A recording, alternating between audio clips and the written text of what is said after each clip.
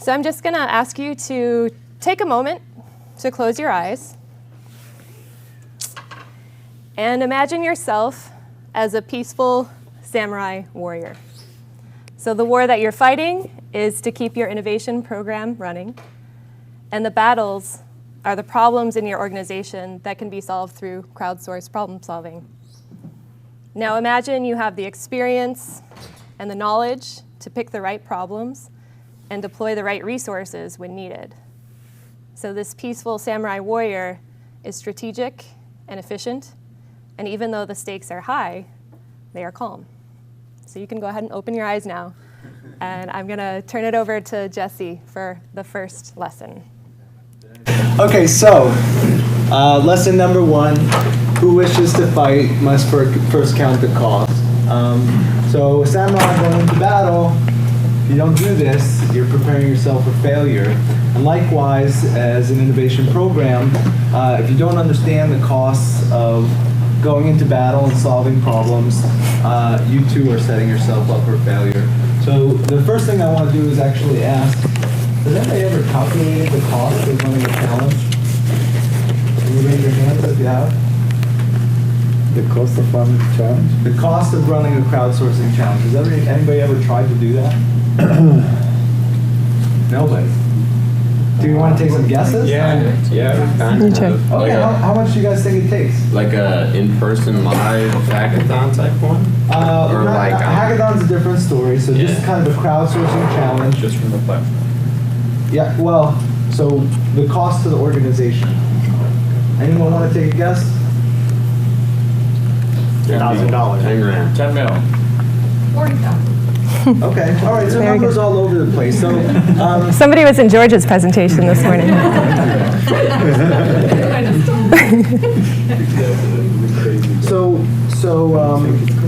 So actually, we've done some research over the years. We've been helping customers run challenges for about 18 years now. And it turns out on average that running a crowdsourcing challenge actually costs about $20,000 to the organization.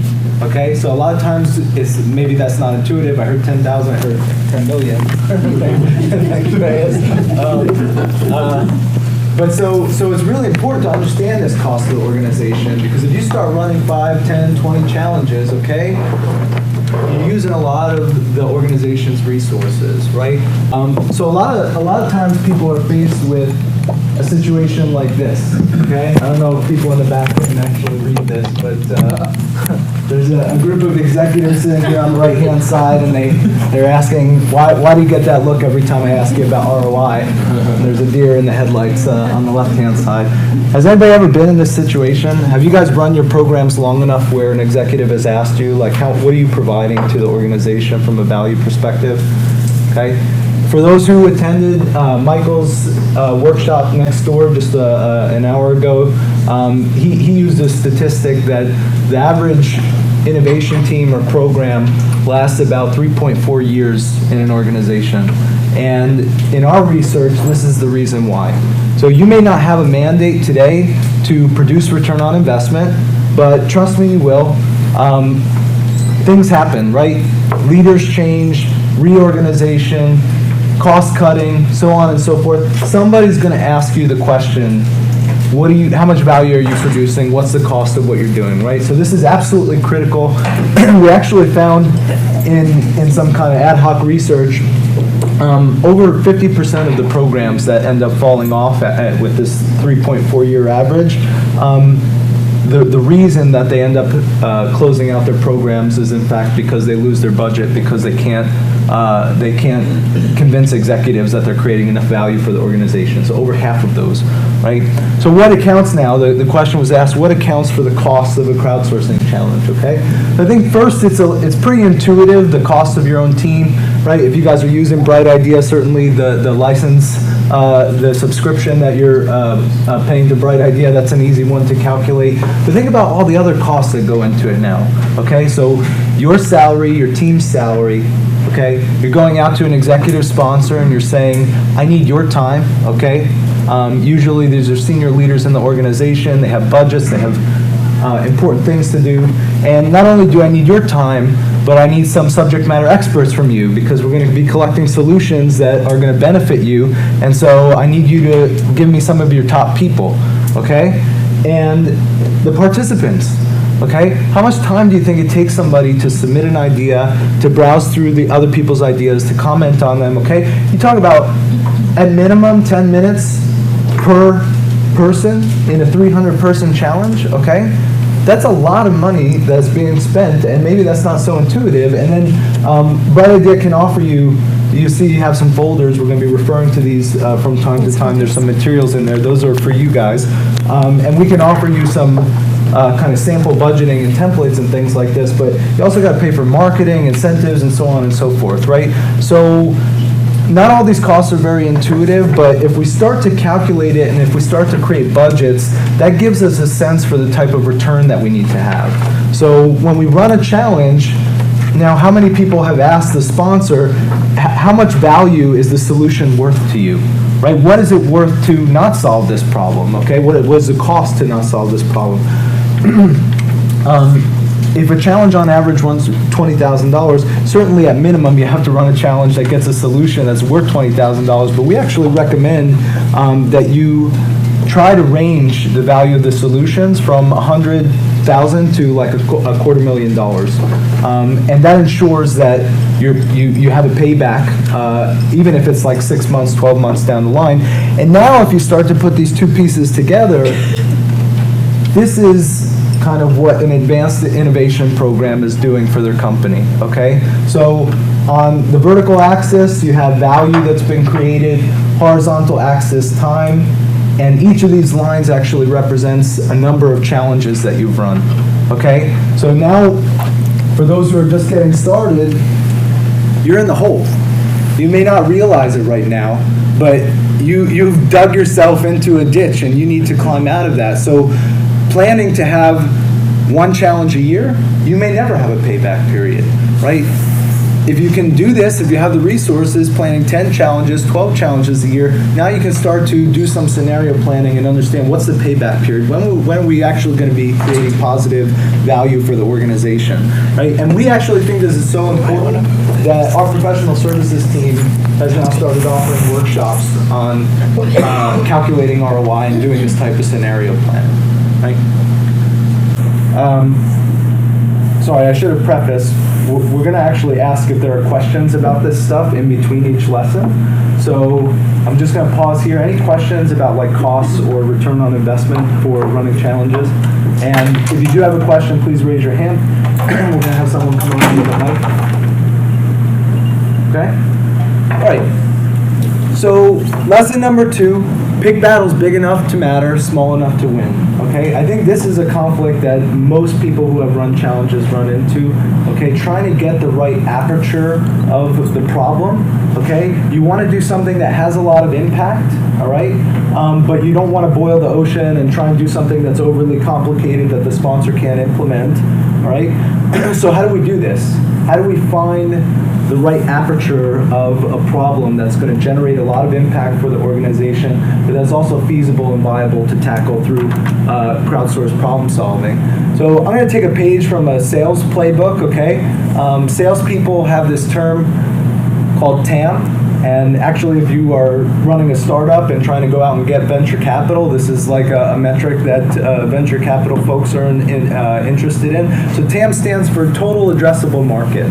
So if you look at your organization, the first step to get to the right type of problem is to really understand where are all the sponsors, okay?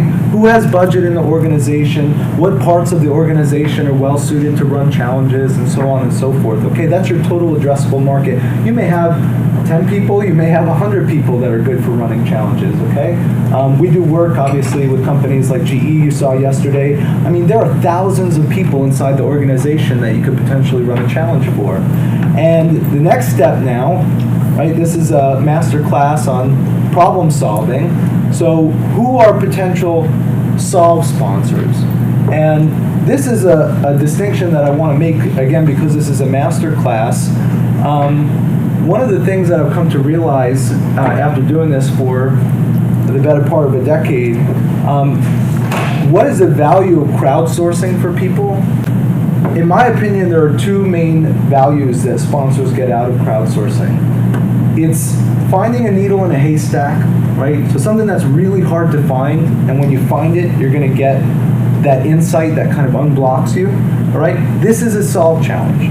The other type of challenge, which we call optimize, is kind of like crowd tasking, okay? So how do we reduce costs, okay? You run an optimize challenge for that. And the distinction is that when you crowd task, you're asking people to do a lot of heavy lifting that would have taken a small team a really long time to do, okay? So all the different ways to solve costs, if you put a team together, maybe you gotta spend, an inordinate amount of time to find all those answers. On the other hand, the solve challenge, we're trying to narrow down to a specific answer and insight that's going to unblock a problem. And the best place for solve challenges are actually in technical domains.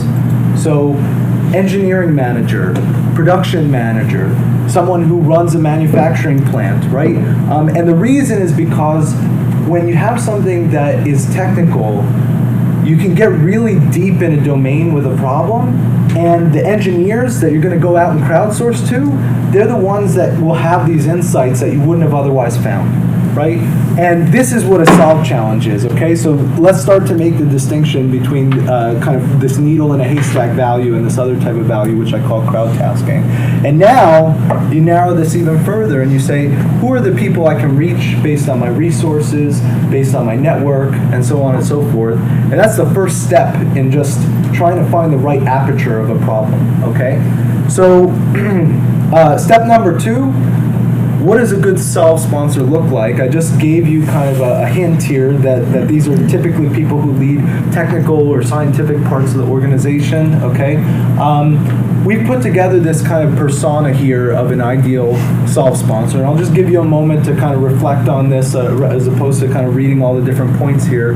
But again, as I go through this, you're looking at all the sponsors in the organization, maybe there's 100 people, and you're trying to find the people who have the right qualities to run a successful challenge, all right? It's not an easy thing to do. We almost have to qualify them, right? Think of yourselves as like a service provider or a startup, and you have to qualify your leads, right? These are your customers, okay? So this is the type of person who might be good to run a solve challenge. You can read through all the bullets here. And in your packets, you'll actually find some materials that are kind of key qualities of a sponsor. Allison, if you could flip to that slide, please.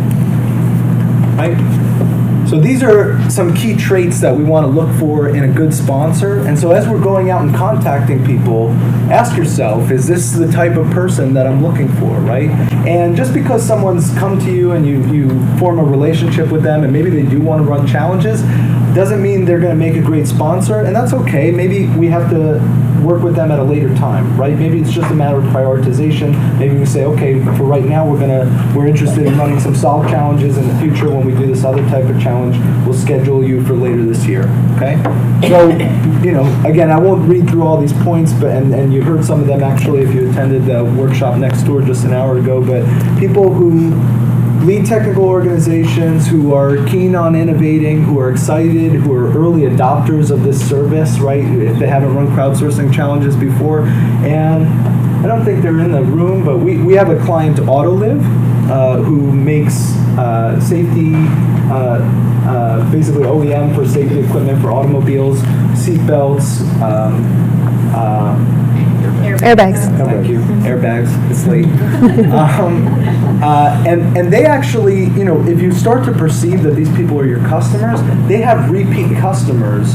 And I'm not kidding when I say this. There's a guy, Michael Jordan, who is a customer, and he's like an all-star sponsor. But with their innovation team, they have a challenge per quarter with Michael Jordan set up, okay? So they're also going out and finding other sponsors, but this guy's a repeat customer, right? And that's because they've been able to create so much value for him. That's because they knew that finding the needle in a haystack is the type of thing that can create value for this type of person, right? And then once you've found these sponsors that are ideal to run these solve challenges, the next thing to do is again, treat them like a customer. So what do we do when we go out and try and qualify a customer? Well, we're going to interview them, right? So first of all, again, in your packets, you'll find some outreach emails to sponsors. So how do we connect with them in the first place? There's some examples of emails that you can actually send to your sponsors. But now once we sit down with these individuals, again, got to treat them like a customer.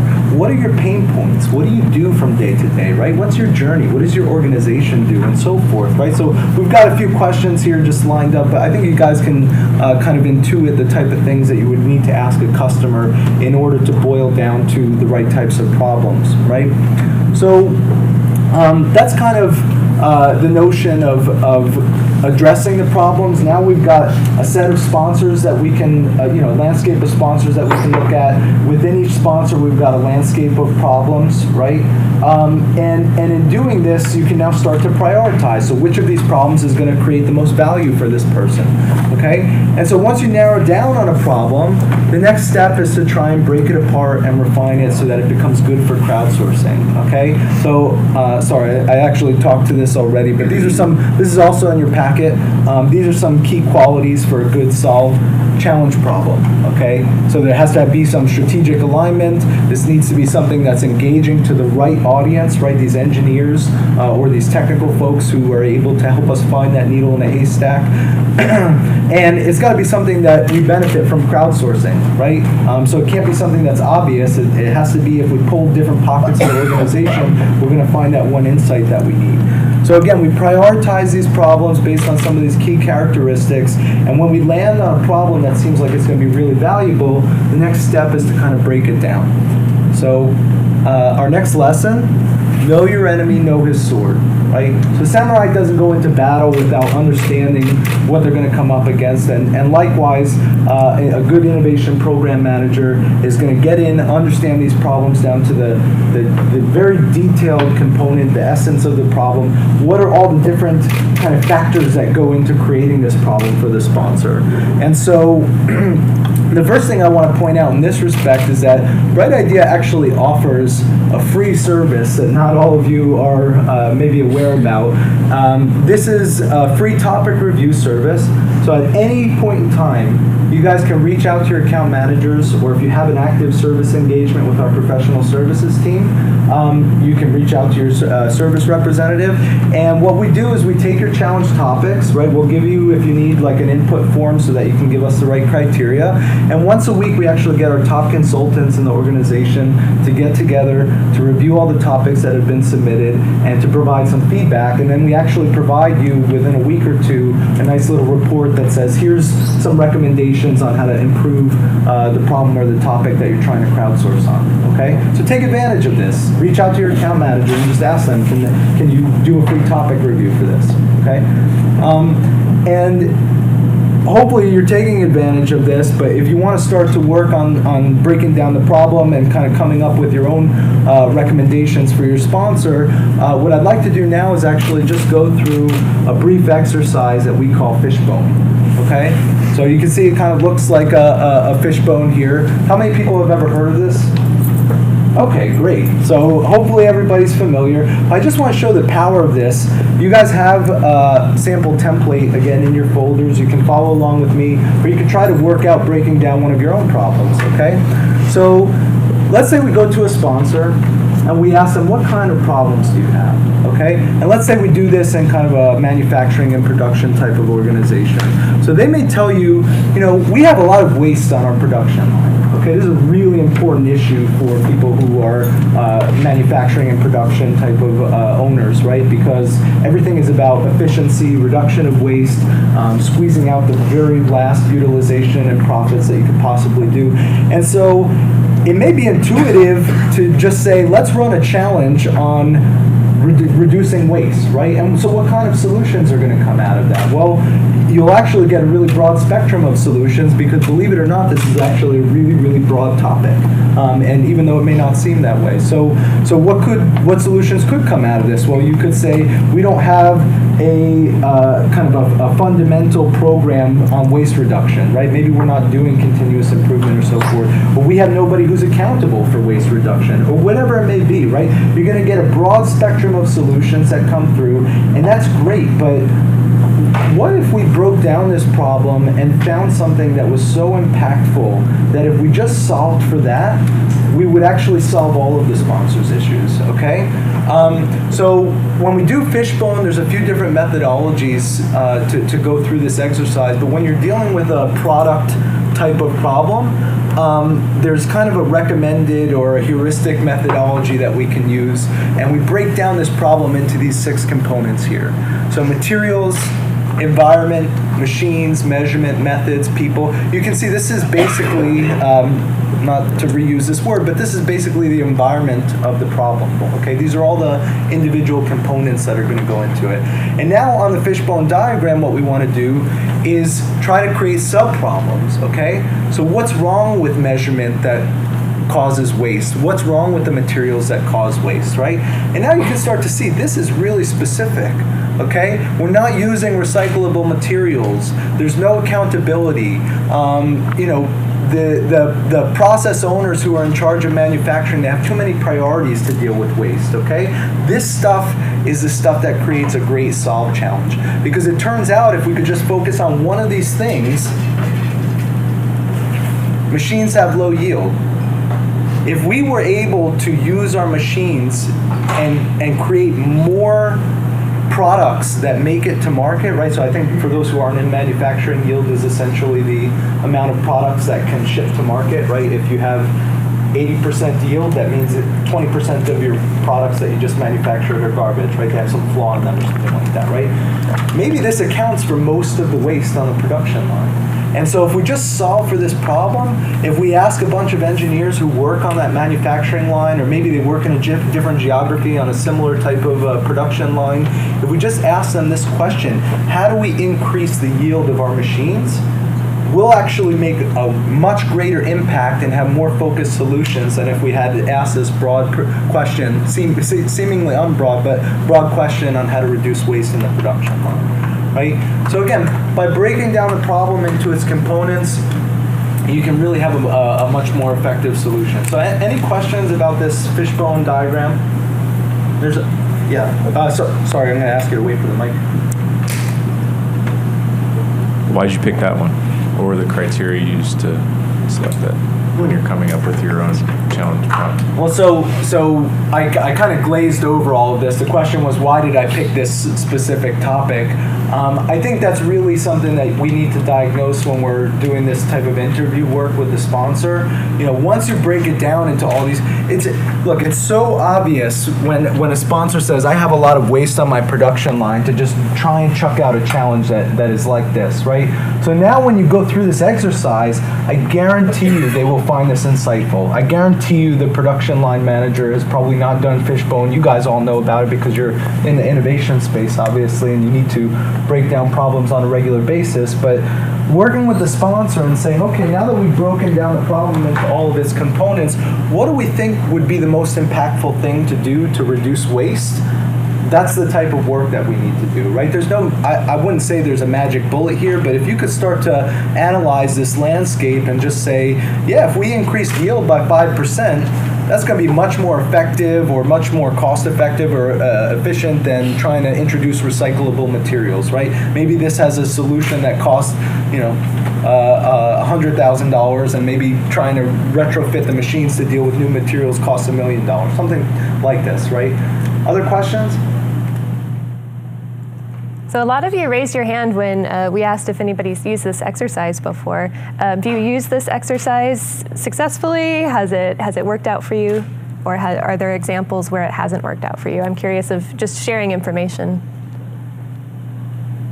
I think you have a comment here. You said quite a lot when we're going through performance excellence or continuous improvement, but apparently hadn't thought to do this in this space. Oh, okay. So you've used it in other areas, but not in defining the distinct problem that you're trying to solve for a problem-solving challenge. Right, and so I think what we can glean, other than perhaps it's the end of the day and we're all ready to go home, a lot of you are familiar with this exercise, but maybe you're not yet deploying it in your crowdsourcing program and your work with sponsors, so I would encourage you to do so. I think we actually have like a whole handbook of all these type of methodologies for a problem-solving challenge where you're trying to find the needle in the haystack, we found this to be one of the most effective things that you could do to kind of break down a problem and to get to a really good crowdsourcing challenge, right? Okay. Great. So on to the fourth lesson, choose your weapons wisely. So the samurai is going to choose the right weapons to defeat his opponent, back to our samurai metaphor. So as an IPM, as an innovation program manager, your weapons are the employees in your organization that have the solutions to these problems, as well as the bright idea tools that are available to you. So after using some of the techniques that Jesse talked about to understand the problem that you're trying to solve, it's important to think through who you need to engage and how you're going to reach out to those people. So as an innovation program manager, you're typically positioned in a unique place within your organization. So you have access to people across geographies, across departments, across seniority levels. And so it's important to think about the expertise. So talk with a sponsor after you've worked with a sponsor to develop that problem. Talk about the expertise that's needed to solve that problem, and then identify pockets of the organization where that expertise exists. And you can use, there is a profile field that you can use within the Bright Idea software. If you encourage employees to fill that out, it makes it much easier for you to use just the people pillar to filter by the particular expertise that you're looking for. But once you've determined the expertise and you found those pockets in the organization with those expertise that you're looking for, think about who are your promoters. So this is the fun part of your job, because you're giving a channel to people that want to give their ideas, their solutions, that perhaps didn't have a channel before.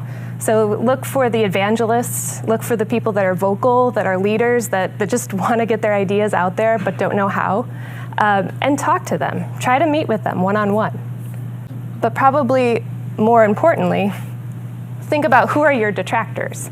So there might be some people that perhaps have tried to present their ideas to their manager and nothing ever happened with it. Does anybody have examples of places where maybe people were a little bit demoralized and you haven't been able to get the participation that you were looking for? Has anybody ever had that? Well, that's great. You can get a lot of participation. I'm so glad for all of you. Don't worry about this.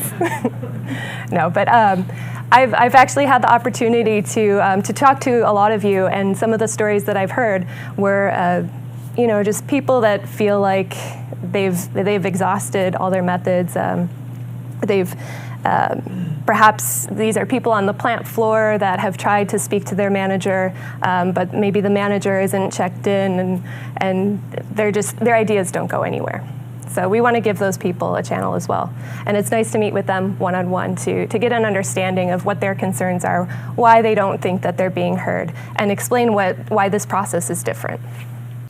So some tools within Bright Idea that you can use. This is the Solve Setup Wizard, and we have this early access group. So this was deployed earlier this year, but I want to point it out to you. So once you have this list of promoters and potentially detractors that you've converted to promoters after talking with them, you can add them to the early access group. So then that means once you've completed this Solve Setup Wizard, they will have access to the challenge brief right away.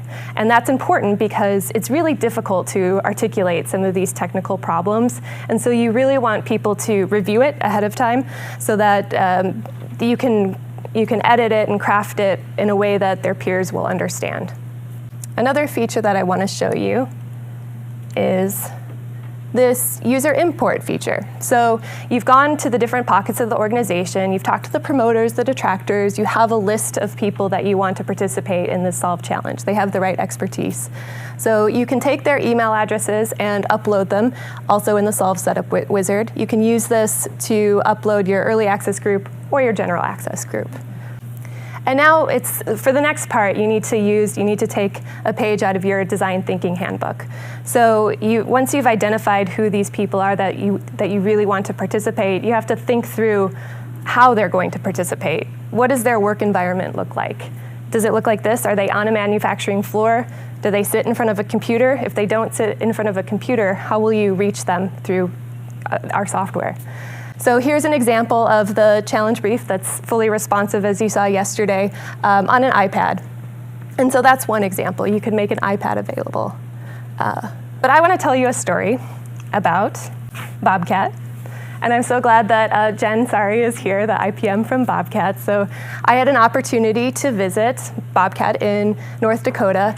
This is an award-winning idea booth. So they created this idea booth, put it in the break room on the plant floor, and of course it drew a lot of attention because you don't normally have a British-style phone booth on your manufacturing floor. And so within this booth, there was a computer set up so that they could read the challenge brief and submit their idea through the computer. There was also this Amazon Alexa, so they could submit their idea through the Amazon Alexa. So it was very kind of Bobcat to allow me to pilot some of these new features with their challenge on the plant floor. And one other method that proved to be really successful was this paper form. So we passed out these paper forms, and I've heard that actually, Jen, you walked along the plant floor and passed out these paper forms. Yep. So people would sometimes take these home if perhaps they wanted to use their break for their break, and then go home and kind of think about what they wanted to submit. And using OCR technology, Bright Idea has allowed you to just take a picture or scan these forms into Bright Idea, and it converts this handwritten text to digital text. So it's automatically deployed as an idea within the challenge. So we've talked about targeting the right audience and talked about some of the tools that are available to you. Now we're going to move on to, are any questions about this portion? About tools that you might use to engage your audience? I have a question for Jen. Yeah, great. So these are really clever ideas. First of all, I mean, this is great. So on the paper, how do you scan it? You take a picture and then upload it, or how does that work? Yeah, either way. So you can, or Jen, did you want to answer? You can. Okay. So either way, you can take a picture from your phone, or you can scan it in. It has to be an image file as opposed to like a PDF file, and then you can just go to under WebStorm Setup, you go to the Ideas tab, and then there's a place where you can drag and drop or upload the image there, and then it shows up on your idea board. Great. Yeah. All right, and my second question is, with the desktop setup over there, do you have SSO enable, or do they have to log in? How does that work? So what we did was we had just a generic login that was, the computer was already logged in for them. I see. So they didn't have to go through all of that. I see. Yeah. Okay. And on the submission form, there was a field for first name and last name, so you could attribute the submission to the proper person. Great. I have a question. Before you presented the fishbone techniques, do you thought maybe to implement it inside your, if you were going to open a challenge, maybe it can help me to resize the challenge with the fishbone techniques? I'll have the fishbone within the software? Yeah? Okay, yeah, I'll consider that. Maybe Genevieve, note that down as a feature request. But please go ahead and feel free to submit your ideas on Ideaspace and talk to any of the product team. Hi, I just wondered if for the Alexa feature, how did you prompt for to get the name and of the submitter?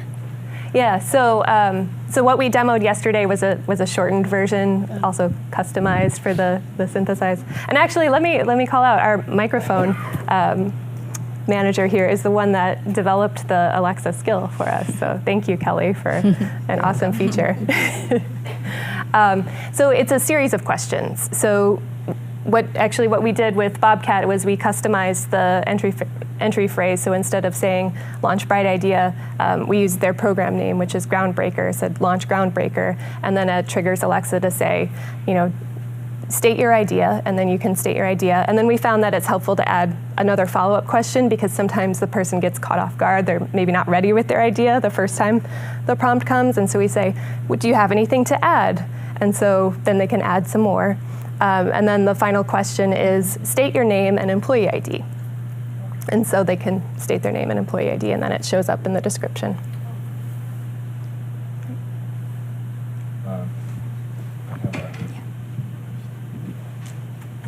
We have found that some of these operational types in night shift on a factory floor, Yeah. sometimes they don't even have a company email, Yeah.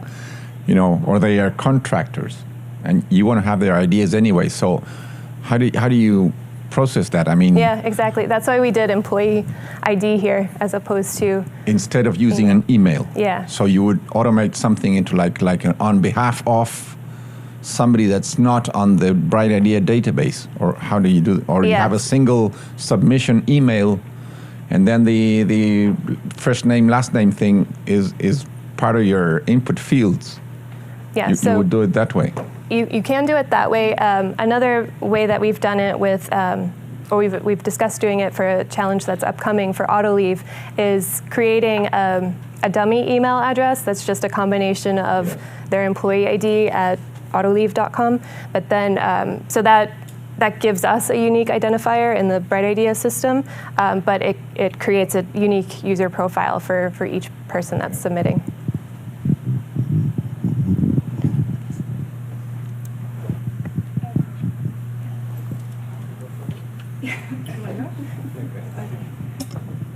How do you manage the collaboration piece of this?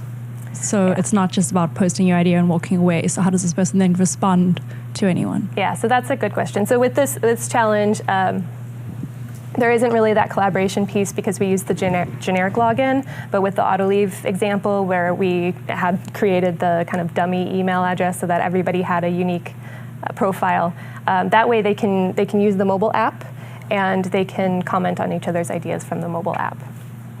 Yeah. Great.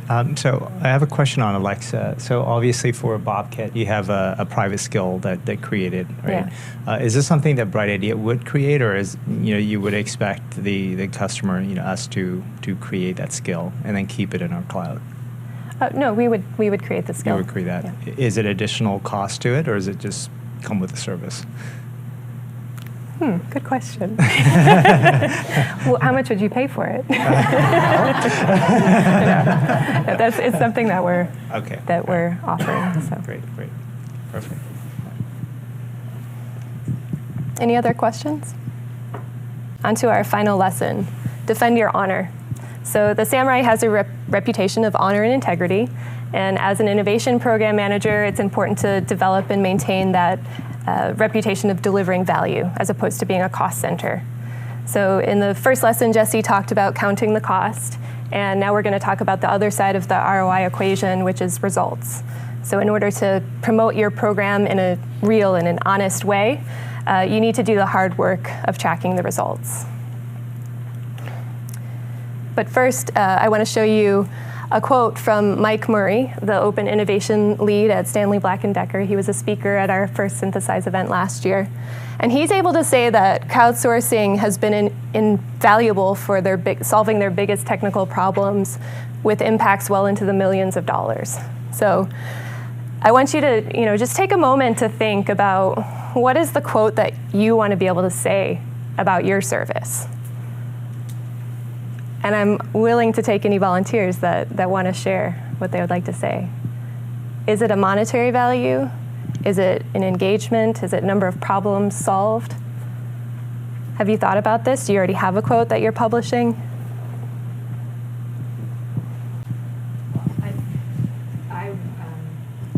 I would just like to get it to a point where anybody that we work with or who's engaged with us would say, I can't imagine the company without this program. That's a great one. Just want to get it to that point. So what she said is she wants everybody in the organization to say, I just can't imagine this organization without this program. So it's wonderful. So I'm going to show you some tools to help you with that tracking. So the first thing I'm showing you here is the Solve Sponsor Survey. So this is just an easy survey that you can send to your sponsor at the end of your Solve Challenge after you've handed off the selected solution. And there's some required question here, which is, did this challenge find a solution to your problem? And then there's also other questions to kind of get a level of value that they derived from this, as well as some other follow-up questions that can help you improve your service on an ongoing basis. And this is also fully responsive, so we know that sponsors are really busy. They can answer this from their cell phone. They can just pull it up on their phone and fill it out. And I know you've seen this in a few other sessions as well as the product presentation yesterday, but this business impact tab is going to be your friend. It's so important to once you've handed off the solution from a solve challenge, you have to follow up. There's this period afterwards, which may go on for several years, where you just need to keep updating those projections and updating the actuals. So this is the important piece, is what's actually being realized from those solutions. And this is a hard part, and we're trying to help with providing this tab. Yes? As part of the sponsor survey, the self-sponsor survey, are those generic questions, or can they be manipulated? So can we right now put in they're our own fixed, questions? But we have heard the request to be able to configure these. So I expect that will be coming in the future. Do you have any specific questions that you think should be on this, or just in general you might change it up each time? Just in general, I'm thinking, especially depending on which group we're running the challenge for, the questions may need to be altered. Yeah. Okay. And then also we have our business impact dashboard at the pipeline level. So this is a nice piece for you to show to your sponsor as you're having that conversation on a monthly or quarterly basis to follow up on those challenges. Let's just show this visual, and you can talk through how the projections are either exceeding the actuals, the actuals are exceeding the projections, and you can consider updating the target based on what's happening with those results. So we've talked about promoting your program by sharing the results from your crowdsourced problem-solving service. You can use the sponsor survey, the business impact tab, and the business impact dashboard. And that's our final lesson. So Jesse talked to you about counting the cost and finding that needle in the haystack, finding the right problems. He also talked to you about techniques to really understand the enemy, which is the problems in your organization. We talked about choosing your weapons wisely, which is finding the right participants within your organization and engaging them in the environment that they exist in, and then doing that rigorous tracking and follow-up to make sure that you can defend your honor. So now we're going to open it up for any final questions. Yeah, back there.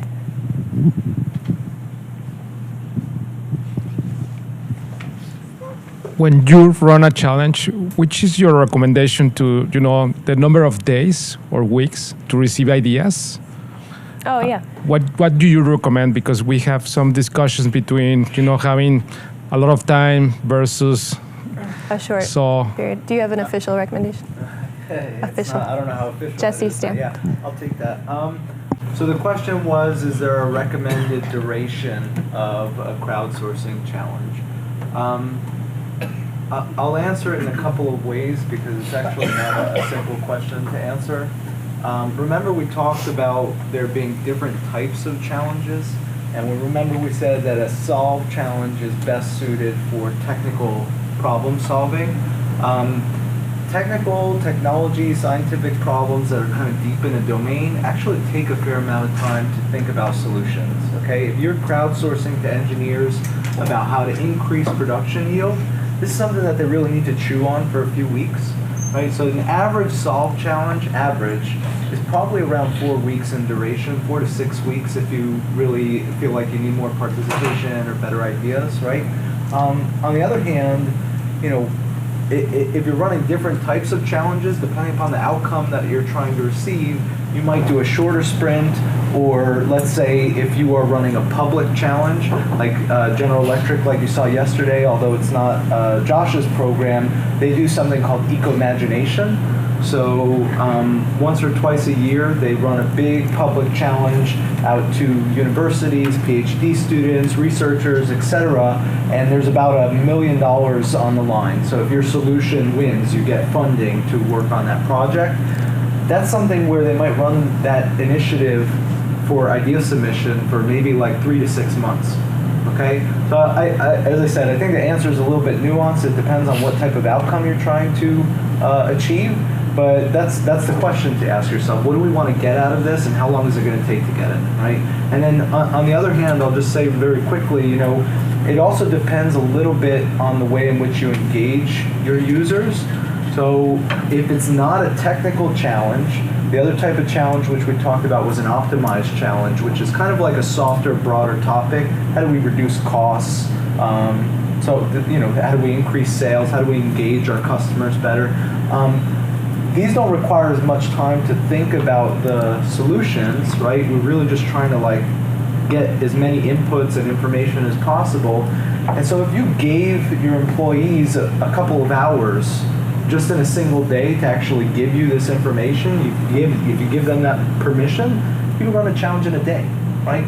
So the answer, this is my consulting answer, it depends, but hopefully that gives you a little bit of insight.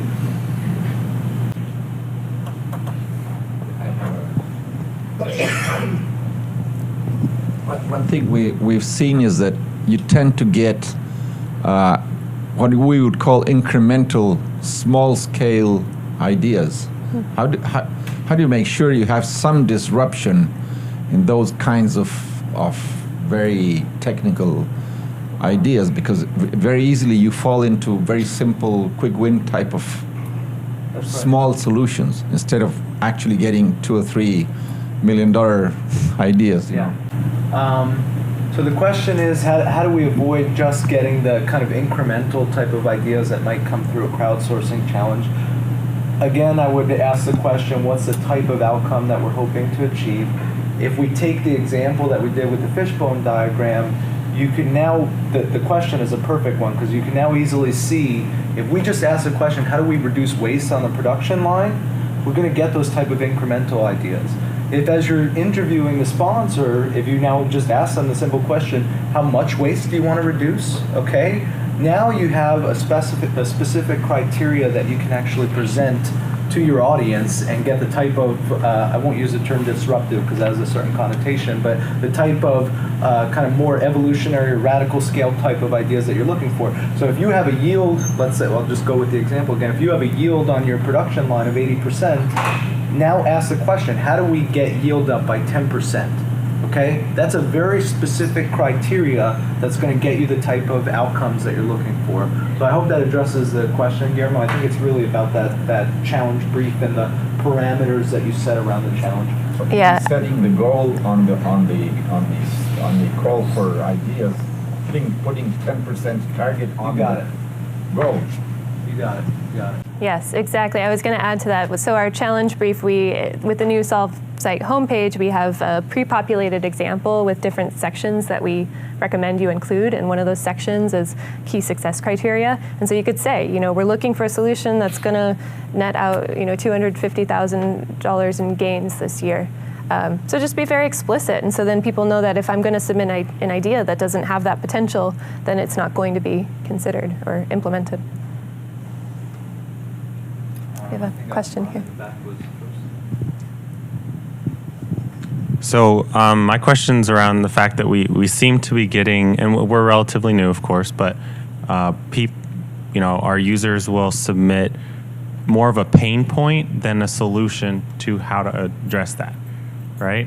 Yeah. So what does that make sense? So what can we do? So okay, we're trying to do something on saving time, and instead of saying this is how we can save time, it's more of a pain point of slowing down. So it could be, I don't know, I'm blanking right now. I have so many examples. Maybe the guys in the front have something, but something ridiculous like stopping or don't stop the line. Say like parking takes too much time, but it's not.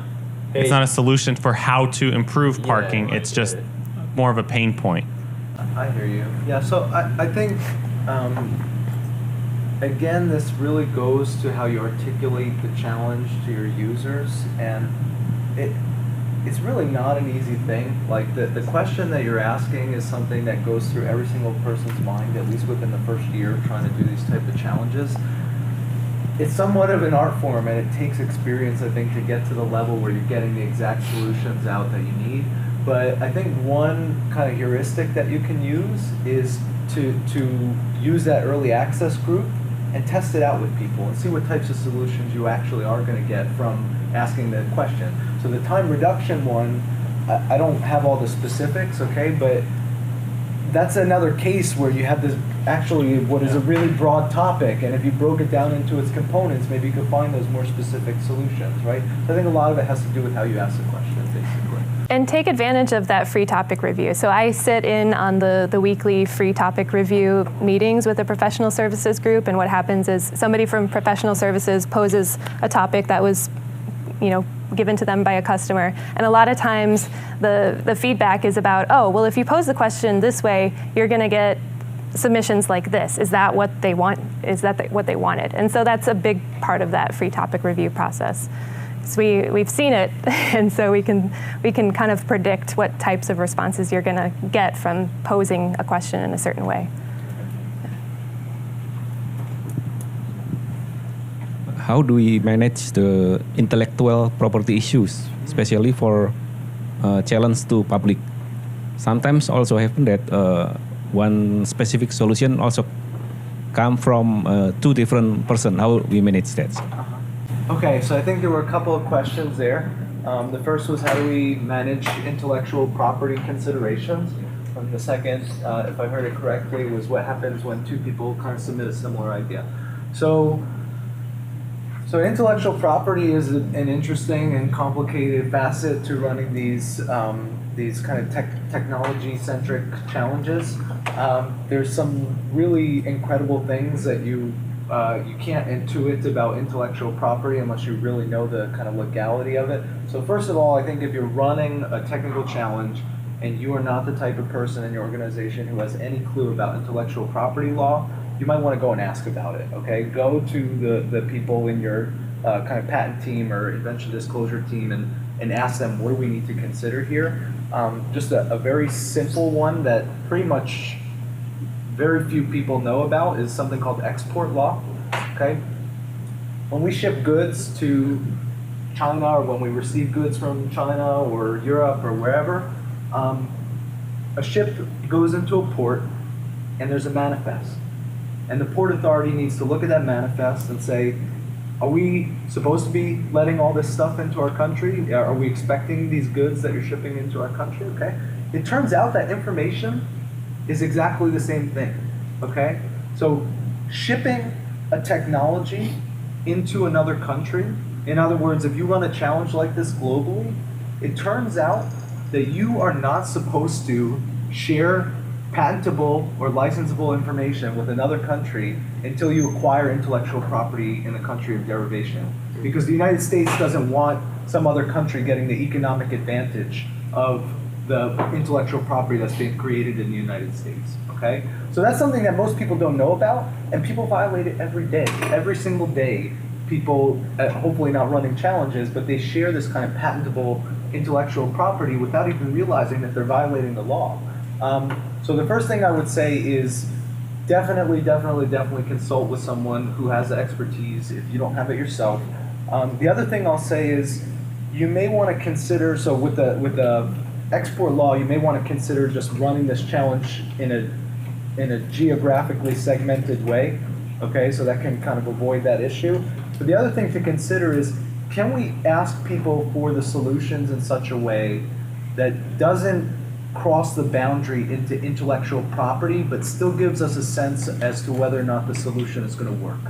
So don't give us patentable information, but tell us enough about the solution such that we can kind of investigate it a little bit. And if we need more information, we'll reach out to you, right? And we'll ask you more about the solution, how it's supposed to work, and so forth. And that's why in a solve challenge, it's important to get the sponsor to give you some subject matter experts, right? So reduction of waste on the production line.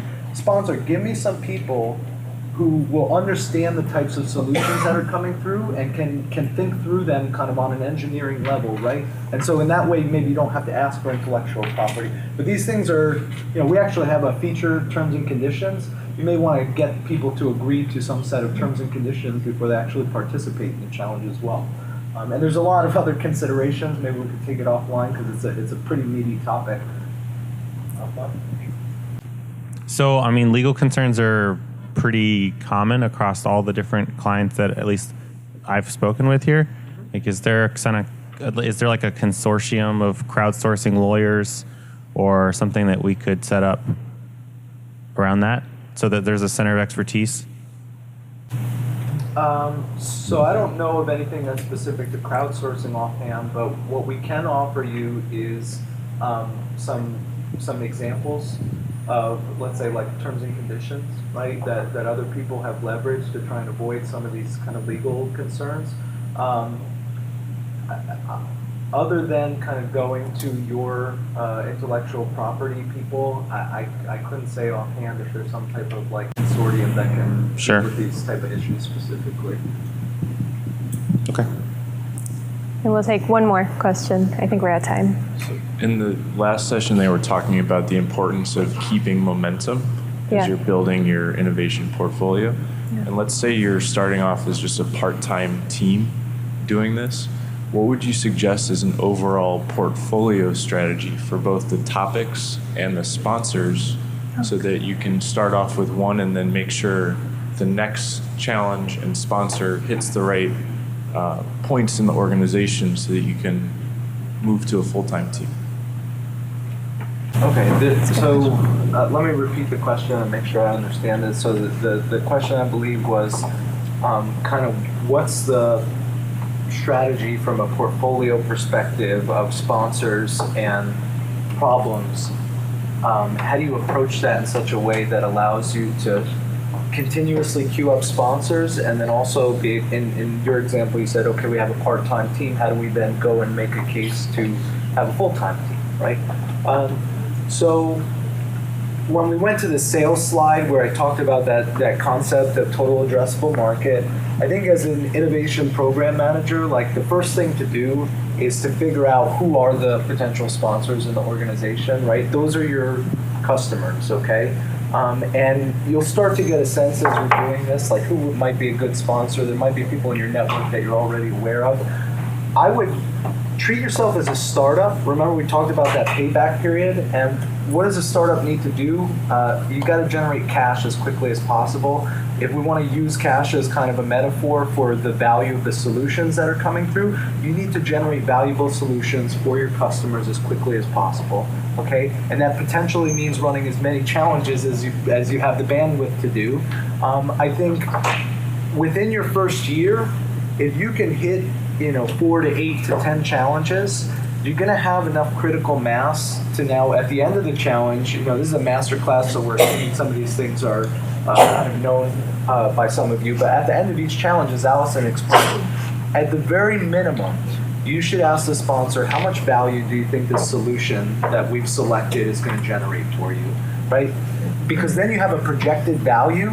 And if you run 8 to 10 challenges, that's a little bit of a lofty goal for your first year if you're part-time, but if you run 8 to 10 challenges that all have a selected solution, that all have a projected value, now you can make a really, really easy case to an executive. We spent this much time on challenges this year, and we have a projected value of $1.2 million.